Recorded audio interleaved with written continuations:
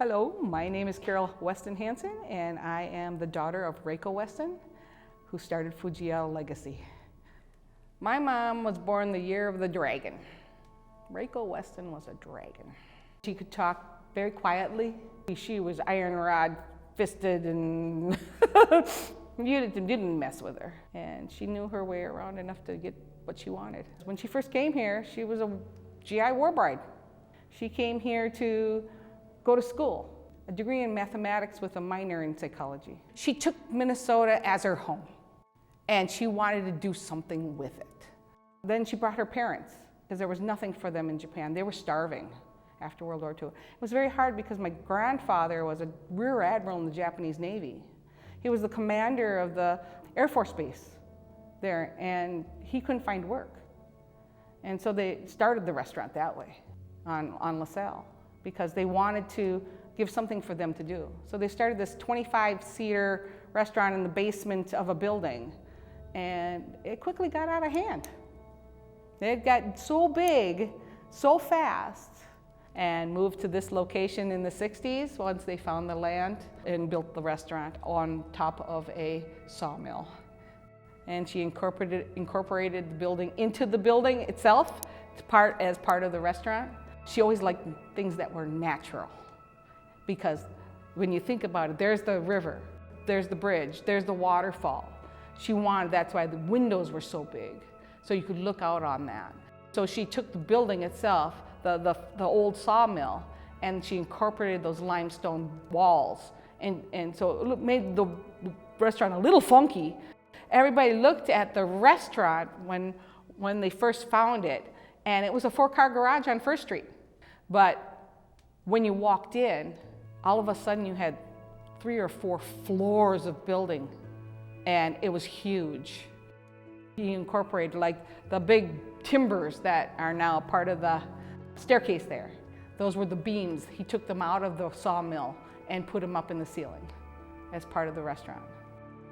My mom, Reiko Weston, was way before her time. She did everything probably 10 years before it should have been done, and I don't think she was ever appreciated for what she did at that time. They thought she was crazy. Even I did, to tell you the truth. But the vision was there.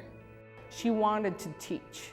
She wanted to teach the people there are other cultures out there. And I still do it today. We do not have to be scared of because there's somebody different. And that is the one thing my mom really put in me, is we must love everybody. I think Fuji-Ya was something that Minneapolis needed at the time it came here, because it was right after World War II, a few years after World War II. And I think that people were still scared of the Asian community. My mom wanted to teach that we are people too.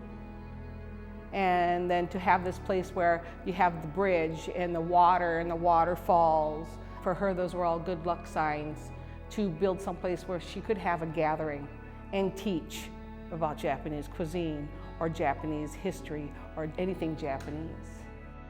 And all the dishes imported from Japan. There was things that we just couldn't produce here, like edamame, which is now being produced everywhere in Minnesota and eaten everywhere. In the very beginning, we imported the green tea from Japan. I still have some of the big boxes with the tin insides that say Fuji-Ya on them, that the green tea was imported to us for. So we could have the Minnesotans try a Japanese cuisine, the real Japanese cuisine. My mom wanted quality too. She didn't want anything, halfway. She wanted it the best. Having this business here in the riverfront area was very lonely. We were the only thing out here. Everything else was abandoned. And there were times when it was kind of scary to come to work. But there were also great things, because I could look out the window and see the changing nature of the river. And that was wonderful. In the very beginning, there was the railroad that went by, and the passenger trains would go, and I'd be like waving at them, and of course people probably were wondering, what is that? Because we were the only ones here. We really were. There was nothing. We had parking lot on this side and parking lot on that side, and there was nothing else. There was a dirt road that went all the way across toward the post office. The stories just keep coming in for me. A lot of people, proms, first dates, marriages, everything like that. It was their place to go, the go place, the anniversary. It was always the place they wanted to go. She really, really cared about where Minnesota was going. And I think that's what I want people to know my mom about. To this day, I think she'd be happy. Where at least, maybe not where the restaurant, this building was standing, because the building itself was her baby and she hadn't finished. But I will tell my story and I will tell her story.